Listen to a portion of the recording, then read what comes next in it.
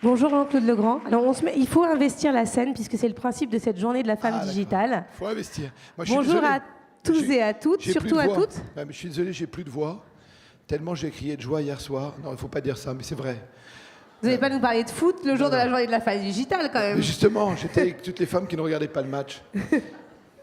Donc, vous êtes directeur du développement international RH chez L'Oréal. C'est quoi ce titre? Quel est votre rôle? Et après, on fera une interview Twitter où vous aurez très peu de temps pour chaque réponse, mais là, vous avez 2 minutes. Non, moi je m'occupe de ressources humaines, mais très souvent ce que j'explique, c'est que justement, je ne m'occupe pas de ressources humaines, je m'occupe des gens. Et c'est 2 métiers assez différents. Alors, concernant les femmes, est-ce que vous pensez que le digital, est-ce que c'est une opportunité pour les femmes? Vous avez l'équivalent de 100 caractères pour répondre, donc une phrase et demie. Ça va être une interview très rythmée. Non, moi je pense que c'est une énorme opportunité. J'étais comme vous toutes et vous tous qui avez sûrement lu le supplément des Échos il y a quelques jours, où je me suis rendu compte une fois de plus que malgré cette transformation digitale, il y avait très peu de femmes start-upeuses, très peu de femmes dans des grandes compagnies dans le digital, que ce soit je sais pas, chez Google ou chez Facebook. Et donc je pense que malgré cette possibilité de rebattre les cartes, cette difficulté de donner sa chance à des femmes aussi est exactement la même. Donc là, on va commencer l'interview Twitter maintenant, parce que là, je pense que vous étiez à. Mais non, j'ai fait 140 caractères. Mais non. 520 caractères. Alors, je vais dire un mot. Je vais dire oui. Donc, non. Mais comme vous vous occupez justement des relations humaines, qu'est-ce que vous attendez d'une postulante quand elle arrive? Très brièvement, voilà, qu'est-ce qu'on attend quand une femme vient postuler chez L'Oréal? Quand une femme vient postuler chez L'Oréal, c'est comme un homme. Moi, j'attends des gens extrêmement curieux. J'attends des gens qui, effectivement, contrairement à... Souvent, quand j'ai à discuter de L'Oréal, les gens me disent on va être très ouvert, on va, par exemple, recruter des jeunes diplômés, on ne va pas prendre des gens qui ont uniquement fait HEC, on va aussi prendre des gens qui ont fait les SEC. Je pense que ce cliché est malheureusement très souvent vrai. Et la question, c'est surtout comment prendre des gens le plus curieux et ouverts possible. Est-ce qu'aujourd'hui, vous recrutez différemment lorsque vous voyez toutes ces startups arriver? Justement, est-ce que vous pouvez prendre quelqu'un qui n'a pas le bac ou qui a un parcours un peu atypique et justement vous dire ça va enrichir notre entreprise? Alors, ce qui est amusant quand on parle des startups, c'est que Google, par exemple, était une startup. Il y a 15 ans, aujourd'hui, c'est une grande entreprise. Donc une startup qui réussit est entre guillemets, condamnée à devenir une grande entreprise, ce qui n'est pas nécessairement un drame, à condition justement de ne pas avoir tout ce que chacun d'entre nous, toutes et tous, ne veut pas, les comportements d'une grande entreprise. Une pyramide, une hiérarchie, des process, plus de marge de manœuvre. Donc la question pour une grande entreprise comme L'Oréal, c'est pas d'imiter des startups, c'est en permanence de se remettre en question. Donc des autodidactes, c'est les gens qui ont créé L'Oréal. Et donc aujourd'hui, comment on est capable de redonner cette opportunité à des gens venant d'horizons différents et pas tous les mêmes. Donc, est-ce que vous pouvez recruter des personnes sans le bac? Moi, à titre personnel, ça m'est arrivé à de nombreuses reprises. Chez L'Oréal? Absolument, même chez L'Oréal. Même chez L'Oréal. Je vais vous dire quelque chose. C'est amusant cette anecdote, ça va prendre plus que 140 caractères, mais c'est une femme à laquelle je pense. On va faire un post Facebook alors. Ouais, on va faire un blog. On va faire un blog qui est une jeune femme incroyable dans le développement maquillage, que j'ai recruté, parce que moi aussi j'essaie d'être curieux, donc j'ai recruté dans un magasin d'une marque magnifique qui a disparu, qui s'appelait Stéphane Marais, et je la voyais vendre et passionnément expliquer aux clients ce qu'elle faisait. Alors c'est une anecdote, si elle disait, elle s'écouterait, elle a déjà quitté 3 fois L'Oréal, j'ai déjà ramené 3 fois, donc je ne suis pas pressé pour la 4e fois, et donc elle ne rentre pas facilement dans le moule, et elle avait démarré en apprentissage à l'Institut Lancôme, il y a de cela un certain nombre d'années, donc elle a massé, maquillé, elle connaissait son métier par cœur. Et un jour, elle arrive et on arrive à la faire accéder au cœur de nos métiers développement marketing. Elle revient me voir, elle me dit, j'ai plus envie de travailler avec ces gens-là. Je dis, mais pourquoi? Parce qu'ils m'ont tous demandé pourquoi j'étais là alors que je n'avais pas fait HEC. Je lui dis, c'est la raison pour laquelle tu dois rester, c'est la raison pour laquelle, contrairement à tous ces gens-là, toi tu sais vraiment de quoi tu parles, quand tu parles de la peau, quand tu parles des yeux, quand tu parles de la couleur.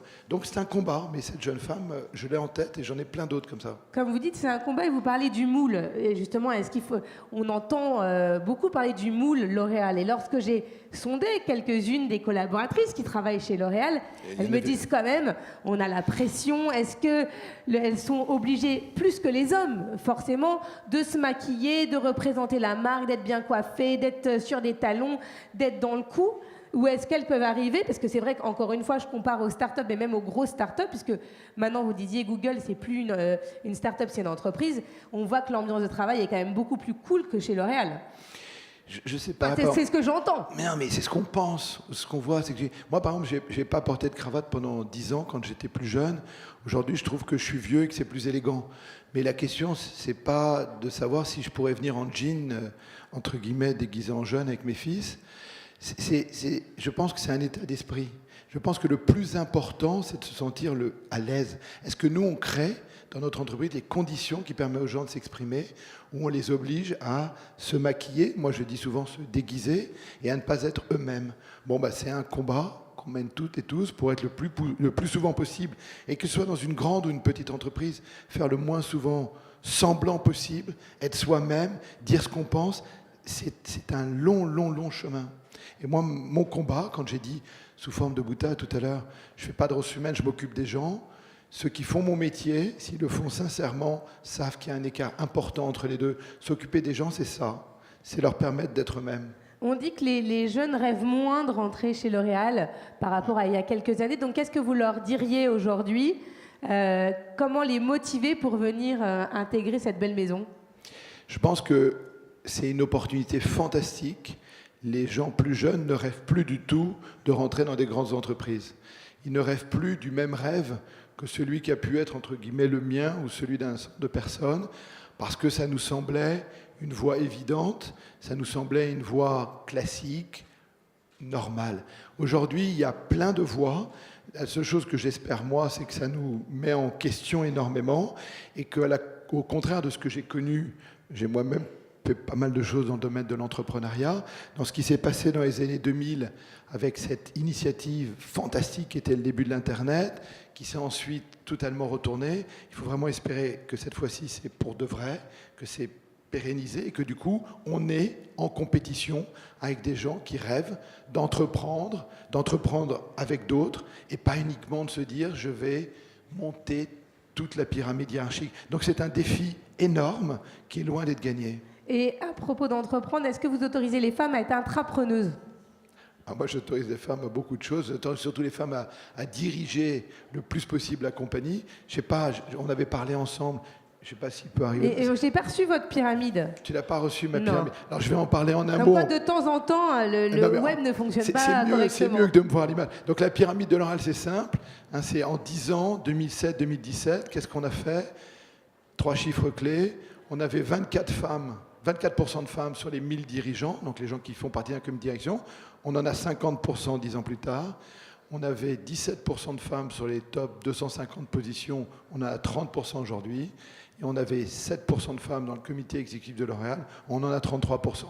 Donc moi, la réponse est celle-là. C'est de pousser le plus possible à un équilibre, à un partage. C'est vrai aussi à la maison. Je ne suis pas toujours un bon exemple. J'ai plein d'enfants et j'essaie de m'en occuper le mieux possible, mais ce n'est pas évident tout le temps parce que je me fais challenger énormément. Et je pense que ça part de la maison. Est-ce que nous, on est capable de passer autant de temps avec nos enfants que vous? Est-ce qu'on est capable un jour de passer... Moi, le combat que je mène, c'est sur le congé paternité et pas de faire les héros en disant « non, super, ma femme a accouché, je ne me suis pas arrêté ». C'est des comportements qu'on ne veut plus et c'est ça qui changera les choses ou pas. Alors justement, à propos d'enfants, de gestion, ouais. On dit que chez L'Oréal, on a un peu la réunionnite aiguë, que normalement, on ne doit pas mettre des réunions trop tôt le matin pour permettre justement, pourquoi pas au papa, mais surtout aux mamans, de déposer les enfants à l'école et qu'on n'en tient pas forcément compte. Ça, c'est les retours de certaines collaboratrices. Je vous ai dit, je ne vais pas vous ménager lors de cette interview. Mais il ne faut surtout pas ménager. S'il y a plein de questions, je suis prêt à Donc ces réunions, pourquoi si tôt le matin? Ménageable.